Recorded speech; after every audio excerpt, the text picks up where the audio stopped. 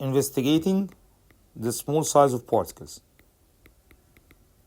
Investigating the small size of particles. فالإكسبيرمنت اللي هتتعمل to investigate the small size of particles هي dilution of colored solution. Dilution of colored solution. طيب الإكسبيرمنت بتتعمل إزاي؟ بتديزولف small potassium manganate crystals في beaker containing water. يبقى احنا أول حاجة هنديزولف some potassium manganate KMnO4 crystals في beaker containing water. Then by using a pipette. pipette دي اللي هي عبارة عن glass tube كده في منه volumes مختلفة. هنجيب pipette وناخد 1 cubic centimeter من السوليوشن الأولاني ونروح نقلينه في البيكر نمبر 2. يبقى pipette 1 cubic centimeter of potassium manganate solution into another beaker. Then you will dilute ال 1 cubic centimeter into 10 cubic centimeter using water. يعني احنا هنحط على ال 1 cubic centimeter اللي خدناه من الفيرست بيكر water لغاية ما يبقى الفوليوم بتاع السوليوشن بتاعنا 10 cubic centimeter. هنلاقي الكولر بتاع البوتاسيوم مانجانيت سوليوشن فيدز، يحصل له ان هو يقعد يفتح. طيب هنريبيت التو ستيبس اللي احنا قلناهم، ان احنا هناخد 1 كيوبيك سنتيمتر من السوليوشن وبعد كده نعمله دايليوشن بووتر لغايه ما نوصله ل 10 كيوبيك سنتيمتر 5 to 6 times. هنوصل في الاخر خالص لايه؟ لان السوليوشن الاخير ده after 6 times dilution اللي هو البيكر نمبر 6 هتلاقيه بقى كارلس. يبقى هنا repeat the above steps 5 to 6 times until you can't see any color، يعني solution بقى colorless. طيب ايه الكونكلوجن؟ الكونكلوجن although the final solution اللي هو solution في البيكر نمبر 6 contains very small amount of potassium manganate particles yet they are not seen. انت مش شايفهم. This indicates that the size of particles are very small، وده لأن ال particle size are very small. يبقى summary أنا هجيب تاني crystals من البوتاسيوم مانجانيت وأعملها dissolving في الفيرست بيكر، وبعد كده using a pipette هبتدي transfer 1 cubic centimeter من الفيرست solution أو من السوليوشن اللي في البيكر نمبر 1 into beaker number 2. Then using water I will dilute the solution to 10 cubic centimeter. بعد كده هنريبيت ال 2 steps دول 5 to 6 times لغاية ايه بالظبط؟ لغاية until you can't see any color، يعني البيكر نمبر 6 يبقى colorless خالص.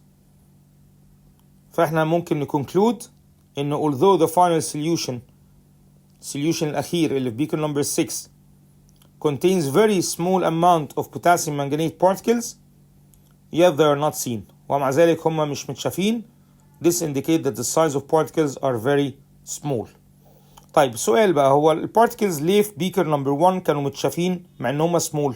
عشان هم كان كتير. لكن في البارتكلز في بيكر نمبر 6 عددهم قليل وعشان كده هم مش متشافين لان هم صغيرين، يعني هم very small size والعدد بتاعهم there are few particles عشان كده they are not seen. يبقى دي الاكسبيرمنت which investigate the small size of particles واسمها dilution of colored solution. عندنا بعد كده investigating the movement of particles. Investigating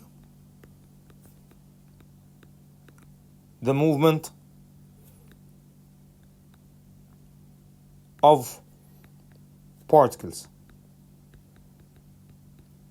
movement of particles هي اسمها diffusion. طيب في two definitions نقدر نحطهم للديفيوجن. Definition number 1: movement of particles from area of high concentration to area of low concentration. يبقى movement of particles from area of high concentration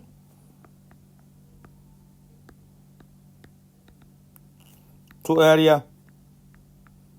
of low concentration.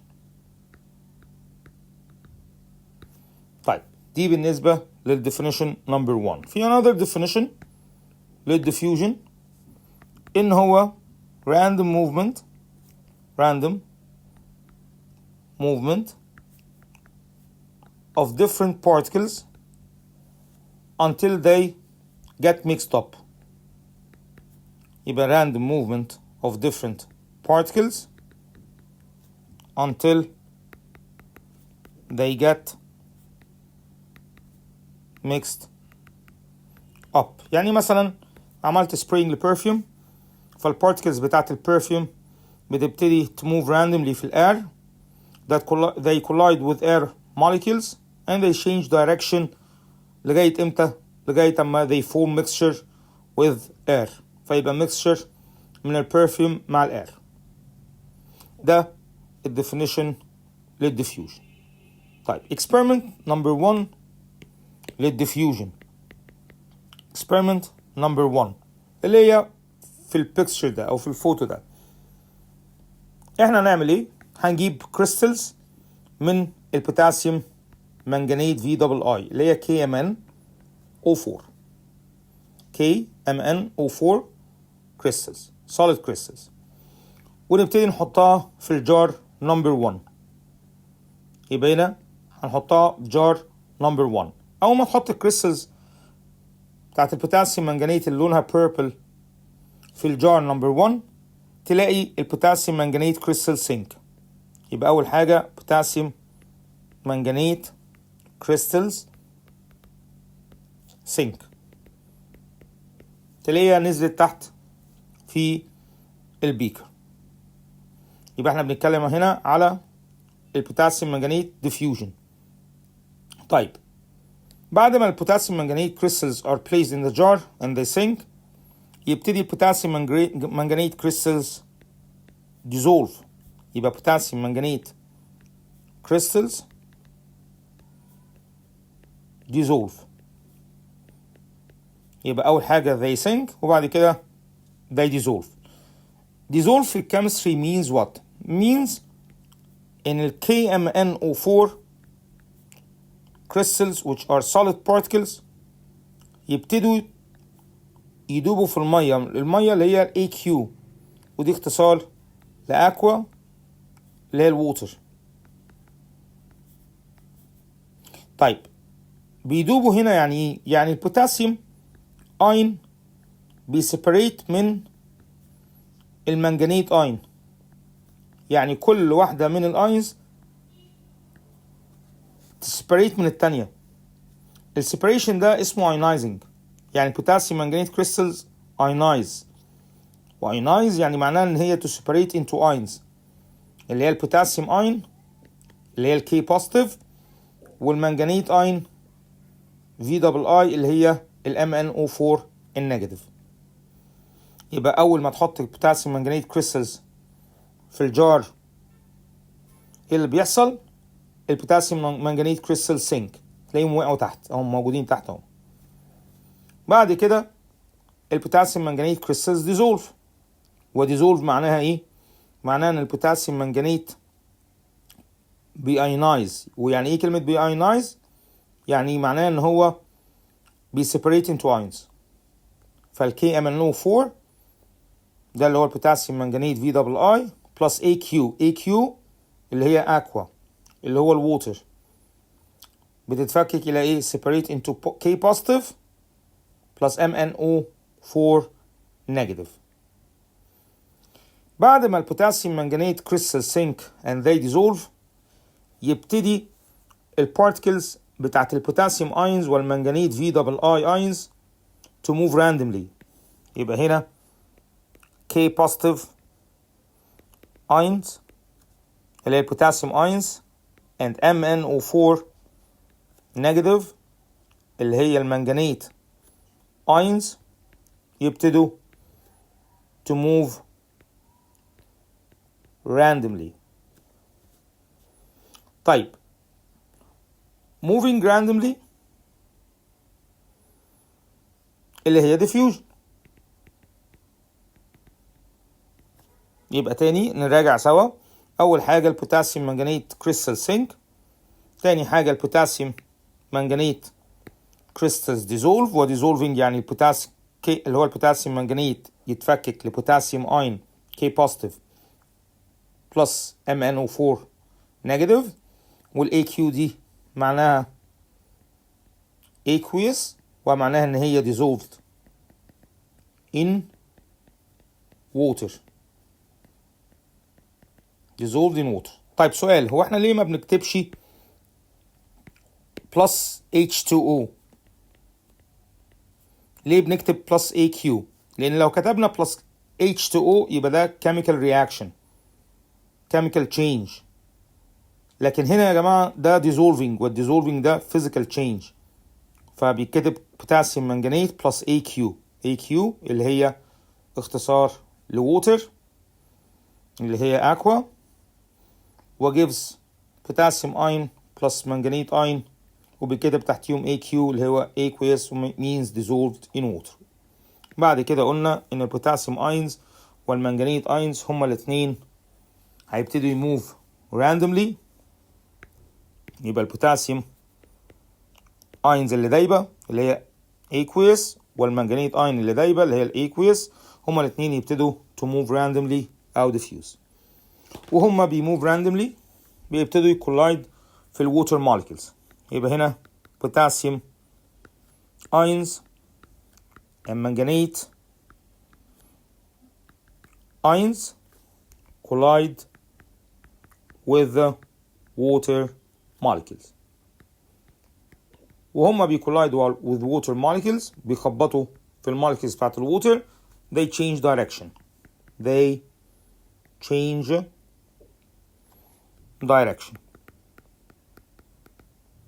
طيب وهم بيغيروا الدايركشن بتاعتهم، فبتلاقي البينك او البيربل color spreads throughout the whole solution. يبقى هنا pink او purple color spreads throughout the whole solution. Finally, crystals disappear. crystals disappear. يبقى تاني آخر مرة، أول ما بتحط بوتاسيوم منجنيت كريستالز في جار أو في بيكر full of water، اللي بيحصل البوتاسيوم منجنيت crystals sink، then potassium manganate crystals dissolve، و dissolve معناها إن البوتاسيوم منجنيت separate into ion، potassium ion and manganate ion. The ions of potassium and manganate move randomly اللي هي diffusion. Potassium ions and manganate ions collide with water molecules and they change direction, so the pink or purple color spreads throughout the whole solution. Finally the crystals disappear. طبعا هي البينك أو البيربل ده according للamount of potassium manganate added to water. يعني if you add small amount the color would be pink. If you add larger amount the color would be purple. طيب ده بالنسبة diffusion of potassium manganate. متنساش بس ان الجار نمبر 4 بيبقى في even distribution of potassium and manganate ions throughout the whole solution. That's why بتلاقي the color of potassium manganate at the bottom زي at the top، لأن بيحصل هنا even distribution للبوتاسيوم manganate أو البوتاسيوم ions والمنجنيت ions.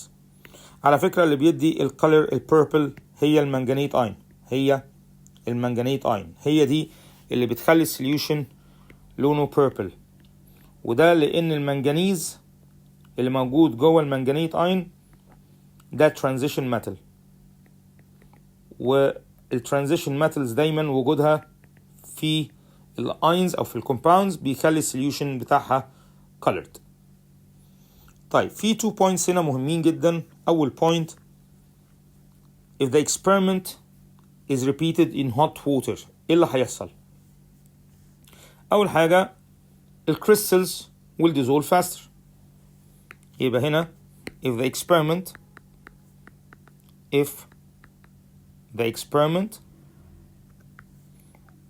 is repeated in hot water first هنلاقي الكريستالز dissolve faster. يبقى هنا crystals dissolve faster. Number 2 ممكن نقول السبب إن ال particles gain more kinetic energy أو more energy. Particles gain more energy. فلما ال crystals بتديزولف faster لأن ال particles بتgain more energy أكيد هتلاقي ال particles تبتدي diffuse faster. Particles diffuse faster. وهنلاقي هنلاقي إن collisions with water are more often. Collisions are more often. So the color spread faster. So color spreads faster.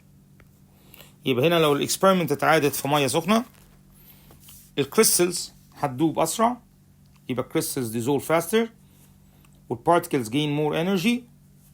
potassium ions والمنجنيت ions gain more energy. So particles diffuse faster. هتلاقي البارتكلز البوتاسيوم ions والمنجنيت ion بتديفيوز faster، والcollisions ما بين الووتر molecules والاينز بقت اكتر are more often. So color spreads faster. طيب السؤال برضو مهم هنا، يعني لو كنا استخدمنا بوتاسيوم كلورايد بدل من البوتاسيوم منجنيت هل ينفع ان انا اشوف الديفيوجن؟ طبعا the answer is no. ليه بقى؟ لان البوتاسيوم كلورايد اللي هو الKCl ده white solid. فدايما الوايت solids لما بتدوب في الميه when white solid dissolve in water they form colorless solution. وبالتالي you can't see الديفيوجن عن طريق الكولر spreading. يعني انت مش تعرف ان البارتكلز بتديفيوز لان اصلا مفيش spreading للكولر نتيجة لان البوتاسيوم كلورايد is a white solid والسوليوشن بتاعه colorless. يبقى هنا الاكسبيرمنت دي ما ينفعش انها تتعمل اصلا ببوتاسيوم كلورايد لان البوتاسيوم كلورايد is a white solid والسوليوشن بتاعه colorless. لكن البوتاسيوم منجنيت ده colored لونه purple، فلما بيعمل dissolving in water بيخلي السوليوشن لونه purple. طيب في الكلاسيفايد باس بيبرز وانتوا بتحلوا هتلاقوا سؤالين، مرة بيقول describe the appearance of the beaker at the end of the experiment، ومرة explain the appearance of the solution at the end of the experiment. يبقى لما يقول لي describe the appearance of the solution at the end of the experiment أو of the beaker at the end of the experiment بنقول إيه؟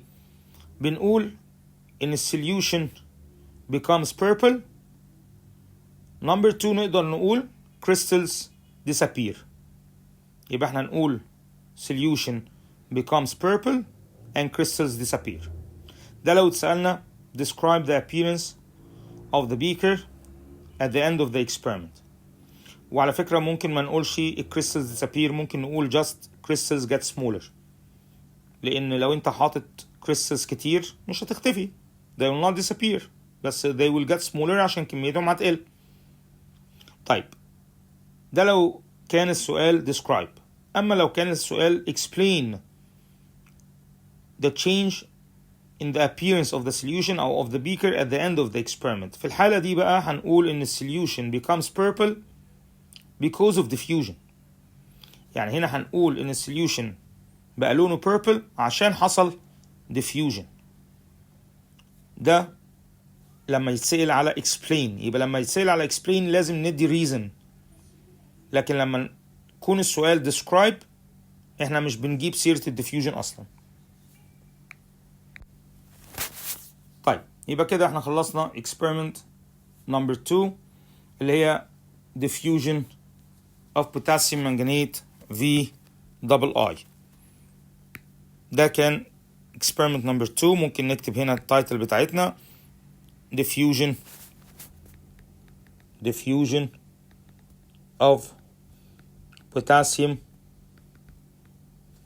manganate VII. ندخل على experiment number 3. experiment number 3 هنستخدم فيها البرومين، فهتبقى الاكسبيرمنت بتاعتنا diffusion of bromine. قبل ما ناخد بس الاكسبيرمنت في شوية information كده لازم نعرفها عن البرومين. أولا البرومين is a liquid and diatomic. diatomic يعني معناه ان الموليكيول consists of two atoms. liquid عشان كده بنحط L يبقى Br2L. Br2 يعني ده diatomic molecule، والL يعني معناها liquid state. طيب ده البرومين اللي تحت خالص ده لونه ايه؟ لونه reddish brown.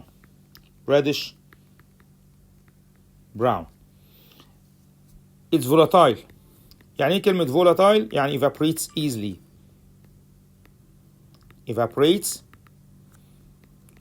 easily. The term volatile. Fumy liquid يعني ايه fumy liquid؟ يعني بيطلع fumes وهو liquid لونه reddish brown وبيطلع fumes لونها brown او orange brown اللي هي الفيومز اللي فوق دي. الفيومز بتاعته toxic يعني poisonous، وفي نفس الوقت بتعمل burning للسكن. وكلمة burning للسكن اللي هي corrosive يعني burns skin. الأودر بتاعه pungent يبقى هنا pungent odor، وكلمة pungent يعني strong smell. طبعا هو بيعمل irritation to skin, eyes and respiratory system. يبقى irritating to skin, eyes and respiratory system. عشان كده السيفتي precautions بتاعة الاكسبيرمنت safety precautions هتكون number 1 ان انت to wear gloves and goggles. لو نسيت كلمة goggles بتكتب eye protection. يبقى هنا safety precaution number 1 is to wear gloves أو goggles اللي هي eye protection. number 2 إن أنت to work in a fume cupboard. work in a fume cupboard.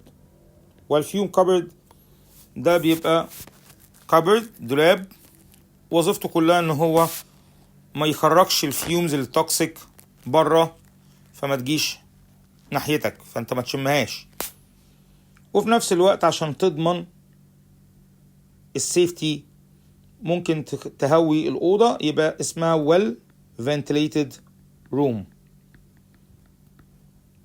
for your safety يعني. يبقى هنا wear gloves أو goggles دي اللي هي ال eye protection and work in fume covered well ventilated room يعني غرفة متهوية كويس أو أوضة متهوية كويس. يبقى دي شوية properties للبرومين. يبقى تاني راجع بسرعة عليها. برومين is a diatomic molecule Br2. It's a liquid state يعني الستيت بتاعته أو الفيزيكال ستيت بتاعته at room temperature it's liquid. It's volatile يعني evaporates easily. بيطلع fumes لونها brown fumes. Toxic بيعمل burning للسكن. الليكويد برومين burn skin يبقى corrosive. السمال بتاعته أو الأودر بتاعته strong smelling اللي هي pungent. بيعمل irritation أو irritating to skin, eyes and respiratory system. That's why safety precautions of this experiment will be number 1 to wear gloves and goggles which is eye protection and work in a fume covered or well ventilated room. على فكرة البرومين بيملت at -7 degrees Celsius which is very low melting point وبيبايل at +59 degrees Celsius which is very low boiling point و that's why it's volatile على فكرة يعني لأن البويلينج بوينت بتاعته قليلة فده معناه ال attraction forces between the molecules بتاعته are weak. That's why it evaporates easily at room temperature. عشان كده بنتقال عليه ان هو volatile. طيب الاكسبيرمنت بتبقى عبارة عن ايه؟ بتتعمل ازاي؟ انت بتجيب 2 jars. واحدة upright jar واحدة upturned. بتعمل التجربة ازاي بقى؟ بتحط شوية liquid bromine at the bottom of the upright jar. يبقى بتروح جايب liquid bromine وحاططهم في ال upright jar. يبقى هنا add liquid bromine اللي هي Br2 liquid to the upright jar. Then you will place an upturned jar on it. Then place an upturned يعني مقلوبة jar on it. يبقى انت بتحط البرومين في الجار المعدولة وبعد كده بتقلب عليها another jar. At first اللي بيحصل البرومين بيحصل له evaporation. برومين اللي هو liquid bromine evaporates. liquid bromine evaporates. وما تنساش ان evaporates means ان particles of bromine escapes the surface. particles of bromine اللي هي البرومين molecules escape the surface. دي معنى ان هي evaporate. طيب write an equation for evaporation of liquid bromine. هتبقى Br2L gives Br2G.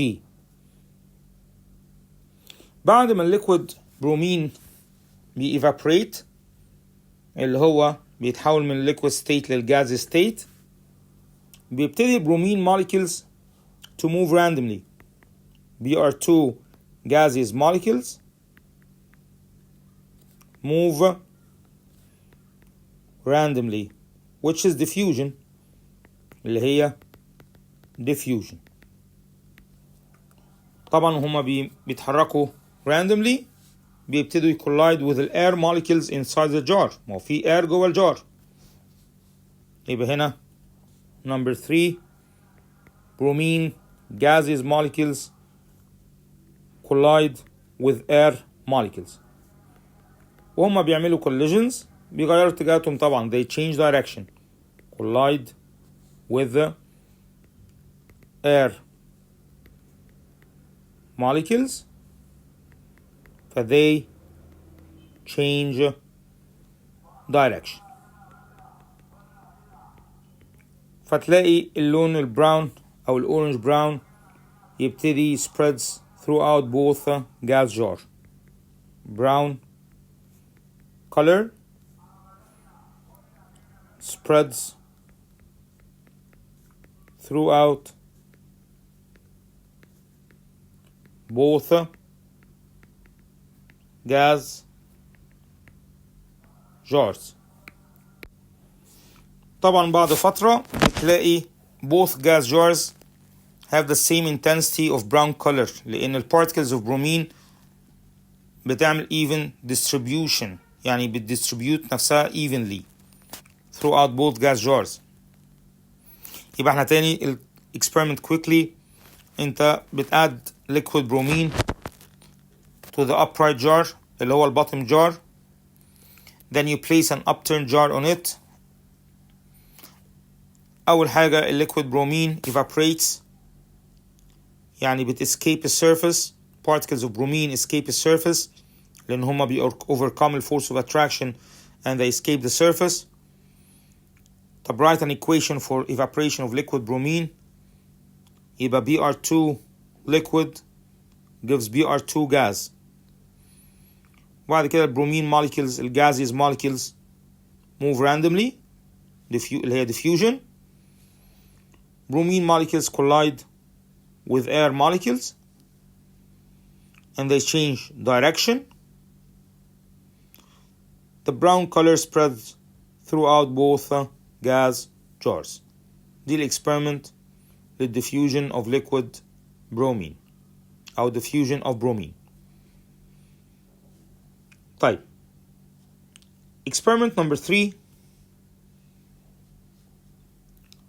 بتبقى عبارة عن ايه؟ احنا بنجيب 2 bottles، واحدة hydrochloric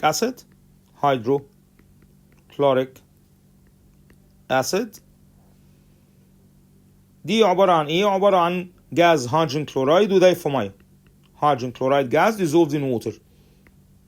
هيدروجين كلورايد جاز وده dissolved in water. عشان كده ممكن تقول ان الهيدروكلوريك اسيد ده عبارة عن هيدروجين كلورايد solution. هيدروجين كلورايد solution.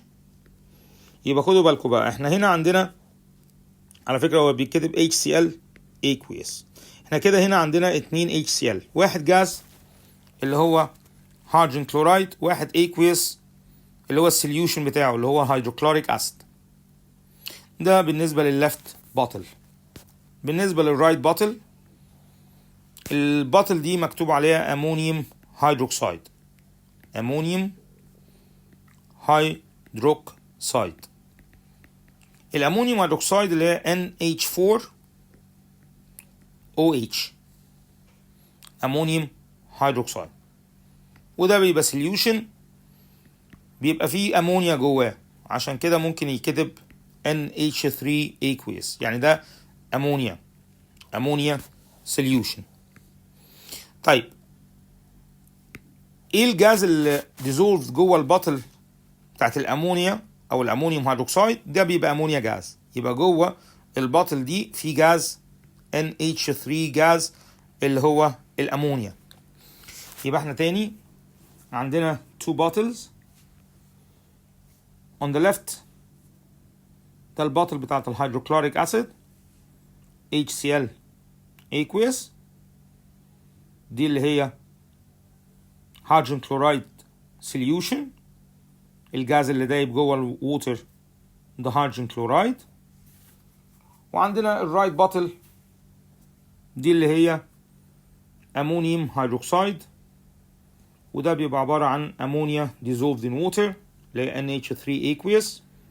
امونيا NH3 dissolved in water اللي هي aqueous، وده معناها ان في امونيا جاز NH3 جاز dissolved في الووتر.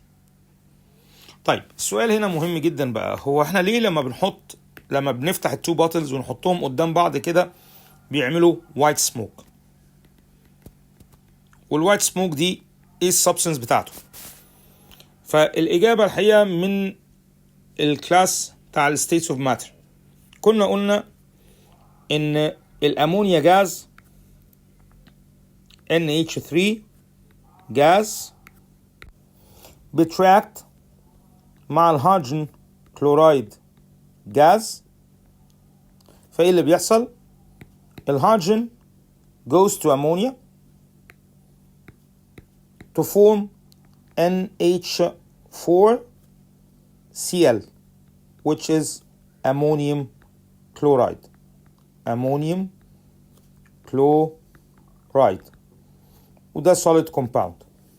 يبقى تاني, when the two bottles of hydrochloric acid and ammonium hydroxide are opened near each other, white smoke of ammonium chloride is formed. ليه؟ لأن البطل اللي هي الهيدروكلوريك acid gives off hydrogen chloride gas, والبطل of ammonium hydroxide اللي هي الأمونيا solution gives off ammonia gas. When ammonia gas reacts with hydrogen chloride gas, the hydrogen of hydrogen chloride goes to ammonia to form ammonium chloride NH4Cl which appears طبعا as white smoke. طيب الحقيقة ان اللي انا شرحته ده مش ده الاكسبيرمنت بتاعت الديفيوجن. الاكسبيرمنت بتاعت الديفيوجن بتتعمل ازاي؟ بتجيب 2 cotton wools, one soaked in concentrated ammonia solution اللي هي دي, يبقى هنا دي cotton wool soaked in concentrated ammonia solution اللي هو ammonium hydroxide. والناحية التانية بتجيب another cotton wool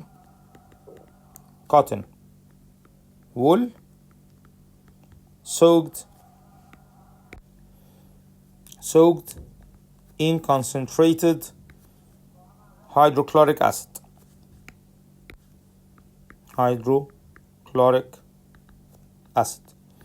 يبقى احنا يا اولاد هنا 2 cotton wools, one soaked in concentrated ammonia solution and the other is soaked in concentrated hydrochloric acid, are placed at the opposite ends of a glass tube. يبقى انت هتجيب قطنة تبلها بأمونيا وقطنة تانية تبلها بهيدروكلوريك أسيد وتحطهم في ناحيتين قدام بعض من glass tube. وطبعا بعد كده you will stopper both ends, هتقفل ال 2 ends برابر بانكس. يبقى هنا rubber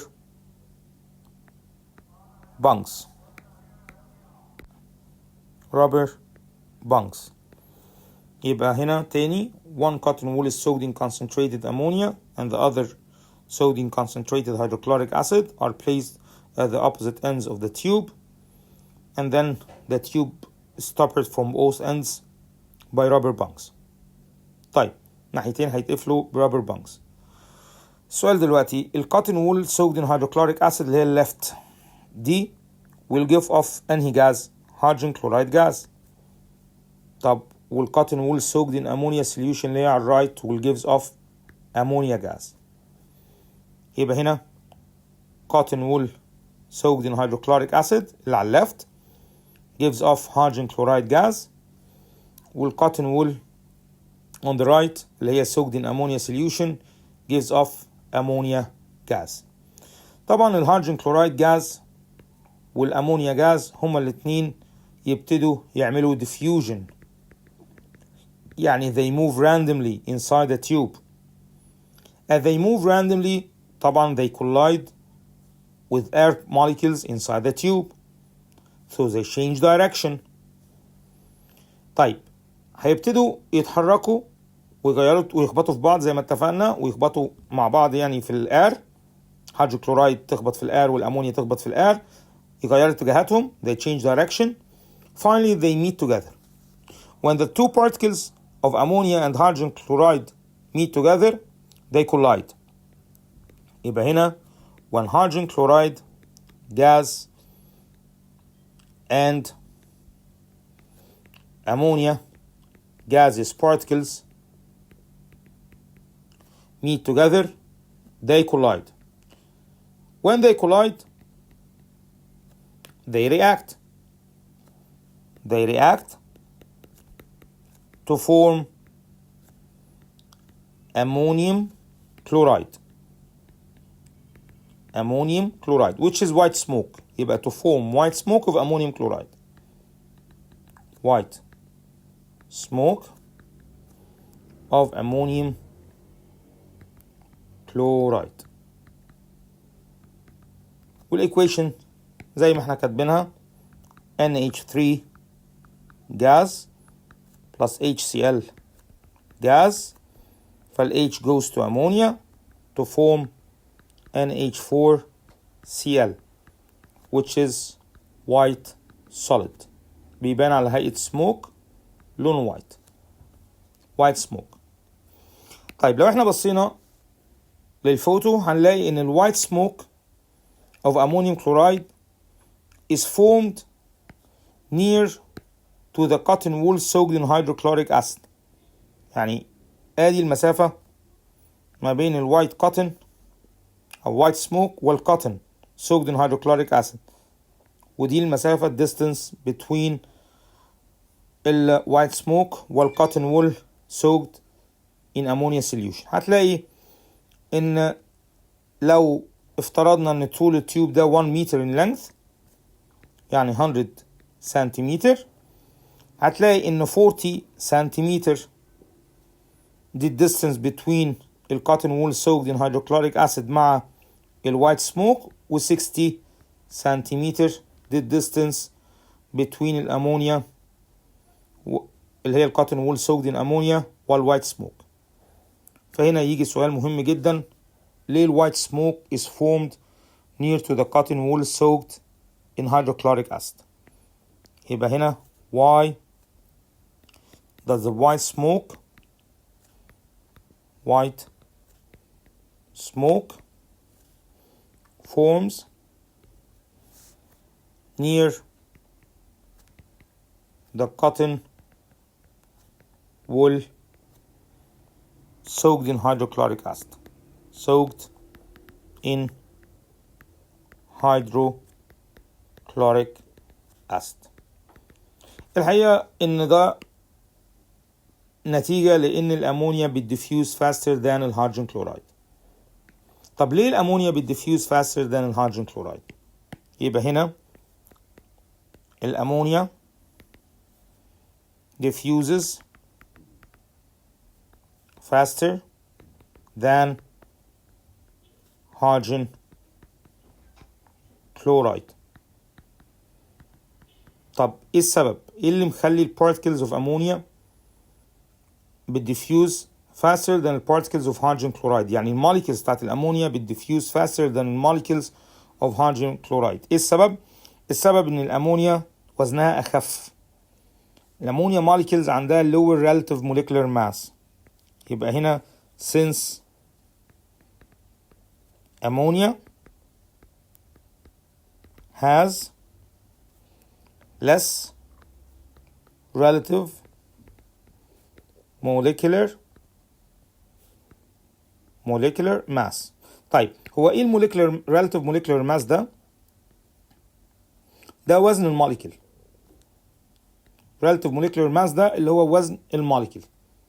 طب بيتحسب ازاي عشان نقدر نقول ان الامونيا فعلا اخف او عندها lower relative molecular mass؟ بنحسبها ازاي؟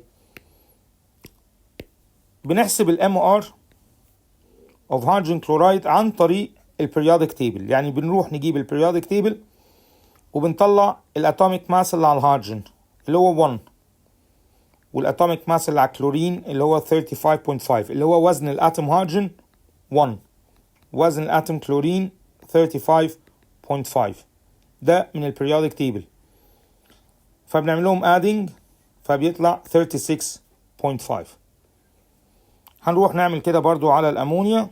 MR of ammonia النيتروجين الاتوميك ماس بتاعتها 14 من البريودك تيبل، والهيدروجين برضو 1، فبنعمل adding 14 اللي هو وزن النيتروجين بلس الهيدروجين وزنها 1 بس في منها 3 هيدروجين اتومز، فبنعمل multiplying by 3.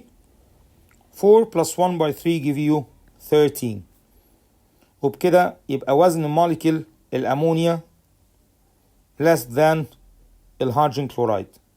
يبقى فعلا اللي بنخلي الأمونيا بالديفيوز faster than الهيدروجين كلورايد إن هي عندها less relative molecular mass، يعني عندها has lower relative molecular mass، وزن الموليكيولز بتاعها أخف، وعشان كده هي بالديفيوز فاستر بتنتشر أسرع لأن هي بتموف أسرع.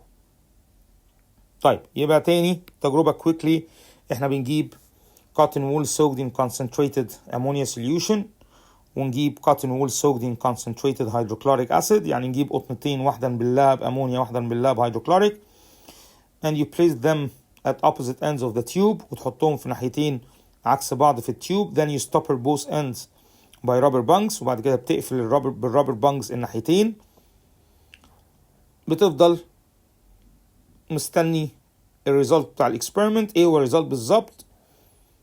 وايت سموك. طيب هو ايه اللي حصل عشان يكون وايت سموك؟ اول ما حطيت التو كوتن وولز ابتدى الكوتن وول soaked in hydrochloric acid gives off hydrogen chloride gas، والكوتن وول soaked in ammonia solution gives off ammonia gas. يبتدي التو gases hydrogen chloride والامونيا to move randomly inside the tube اللي هما diffusion, and they collide with air molecules inside the tube until they reach each other. When they meet together they collide and they react to form white smoke of ammonium chloride، والايكويشن طبعا هي NH3 gas plus HCl gives NH4Cl اللي هو الأمونيوم كلورايد. طيب هنا بقى لو احنا بصينا على الديستنس between الكوتن وول اللي هي على الليفت اللي هي soaked in hydrochloric acid والوايت سموك، والديستنس قارناها بالديستنس اللي ما بين الكوتن وول اللي على الرايت سايد اللي هي soaked in concentrate ammonia مع الوايت سموك، بنلاقي ان لو التيوب اللينث بتاعته 100 سنتيمتر يعني 1 متر، المسافة تقريبا بتبقى 40 سنتيمتر ل 60. 40 ما بين الوايت سموك اللي هي بتاعت الامونيوم كلورايد للكوتن وول soaked in hydrochloric، و60 اللي هي distance between الوايت سموك والكوتن وول soaked in concentrated ammonia. طيب ده معناها ايه؟ ده معناها ان الامونيا diffuses faster. يبقى هنا why the white smoke forms near the cotton wool soaked in hydrochloric acid، يعني ليه الدخان الابيض بيتكون ناحية القطنة المبلولة بالهيدروكلوريك acid؟ الإجابة عشان الأمونيا diffuses faster than hydrogen chloride. طيب ليه الأمونيا diffuses faster than hydrogen chloride؟ عشان هي عندها lower relative molecular mass. يعني ايه lower relative molecular mass؟ يعني وزن المولكيولز بتاعتها أقل أو أخف. طيب ازاي بتتحسب؟ بتتحسب بالام ار. الام ار ازاي بتتحسب؟ بتتحسب بالاتوميك ماسز. يعني ايه؟ يعني بتروح على البريودك تيبل وبتبتدي تطلع اوزان الاتومز اللي هي الهيدروجين 1 وكلورين 35.5، فبتجمع الاتوميك ماس اوف هيدروجين which is 1 على الاتوميك ماس اوف كلورين which is 35.5، فده يديني الريلاتيف موليكولار ماس اللي هو الام ار. relative molecular mass اللي هو الام ار اللي هو وزن الموليكيول. فالهيدروجين كلورايد 36.5. هنعمل برضو نفس الكلام للامونيا. فالامونيا الام ار اوف امونيا بنجيب الاتوميك ماس اوف نيتروجين which is 14 والاتوميك ماس اوف هيدروجين which is 1، بس ناخد بالنا ان الامونيا هنا بتبقى 3 هيدروجينز، يبقى 14 plus 1 by 3 give you 17. give you 17. يبقى 14 plus 1 by 3 give you 17. وبكده يبقى relative molecular mass of hydrogen chloride أعلى من relative molecular mass of ammonia. للأمونيا 17 والهيدروجين كلورايد 36.5. طيب الاكسبيرمنت بتاخد تايمينج قد ايه؟ بتاخد تايمينج يعني في تيوب اللينث بتاعته 1 متر بتاخد حوالي 5 minutes. طيب السؤال بقى مهم جدا، ازاي التجربة بتاخد 5 minutes مع ان الجازز of hydrogen chloride and ammonia؟ يبقى هنا although ان الجازز particles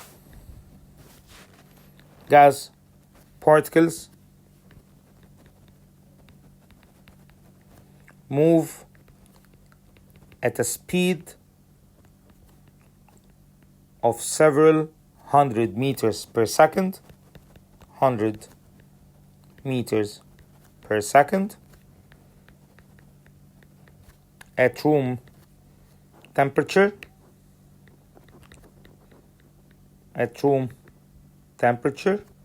yet the experiment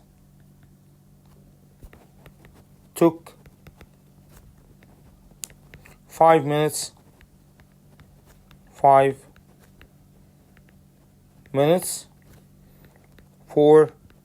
the white smoke أو ring، عشان هي بتبقى على هيئة حلقة ring to form. يبقى هنا يا جماعة مع ان البارتكلز بتاعت الامونيا والهيدروجين كلورايد بيتحركوا at several hundred meters per second، سرعتهم بتبقى more than 100 meters per second at room temperature، ومع ذلك الاكسبيرمنت خدت 5 minutes for the white smoke to form. ايه السبب؟ الحقيقة ان في اسباب كتيرة قوي ممكن نكتبها. number 1 in the particles of ammonia and hydrogen chloride اللي هي الموليكيولز hydrogen chloride والأمونيا molecules، وهما بيتحركوا بيكولايد with themselves. يبقى دي واحدة hydrogen chloride gas and ammonia gases molecules collide with themselves. يعني معناها الامونيا تخبط في الامونيا موليكيولز والهيدروجين كلورايد تخبط في الهيدروجين كلورايد موليكيولز، فطبعا وهم بيعملوا كوليجنز they change direction، فعشان كده ما بيوصلوش لبعض على طول لان هما they don't move in straight lines. يعني number 2 ان هما بيخبطوا في الجلاس وولز بتاعت التيوب، فبرضه بيغيروا الاتجاهات بتاعتهم. يبقى الهيدروجين كلورايد جاز and ammonia gas molecules،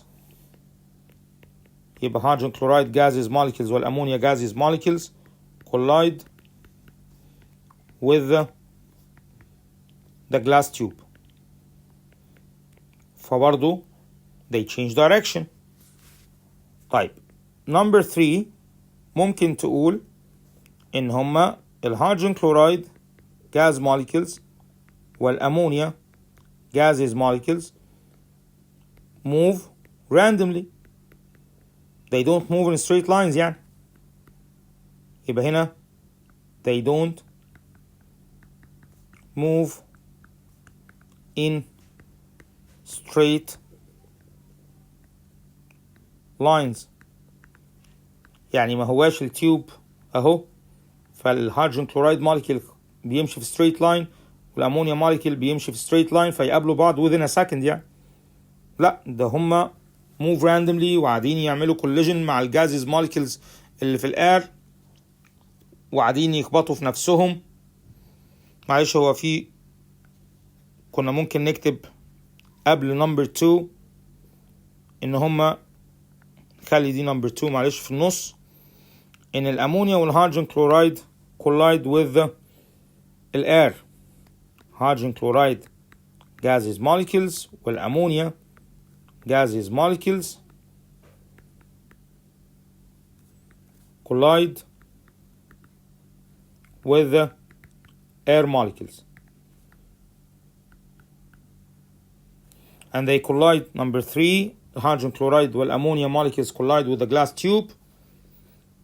ممكن نقول إن الهيدروجين كلورايد والأمونيا molecules move randomly، يعني معناه إن هما ما بيتحركوش straight lines، بيتحركوا randomly في كل الاتجاهات in all directions. يبقى هنا ممكن نحطها في النص كده، hydrogen chloride and ammonia molecules move randomly in all directions، يعني they don't move in straight lines. أخيرا في reason تاني أخير، إيه هو؟ إن أنت ما بتشوفش بارتكل واحد من الأمونيوم كلورايد، يعني مش أول أمونيا موليكيول يخبط في أول هيدروجين كلورايد موليكيول عشان يعمل أمونيوم كلورايد بارتكل تشوفه. لا، مستحيل، لأن البارتكل سايز احنا اتفقنا قبل كده إن هما very small، فأنت ما بتشوفش البارتكلز unless إن كتير منها يتكون، فطبعا بتاخد وقت. يبقى هنا it takes some time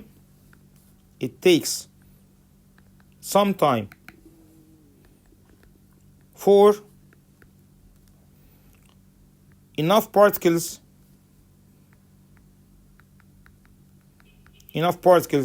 of ammonium chloride forms so that they can be seen.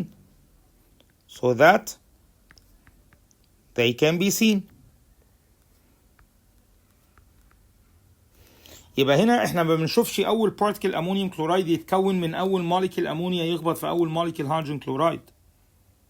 لا، احنا بنحتاج وقت لغايه اما كميه كفايه من الامونيوم كلورايد بارتكلز تتكون عشان يقدروا يتشافوا.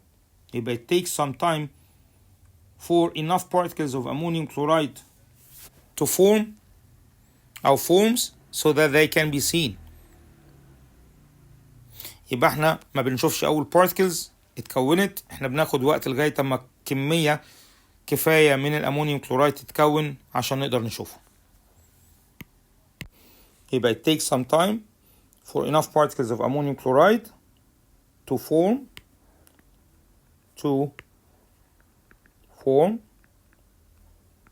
so that they can be seen.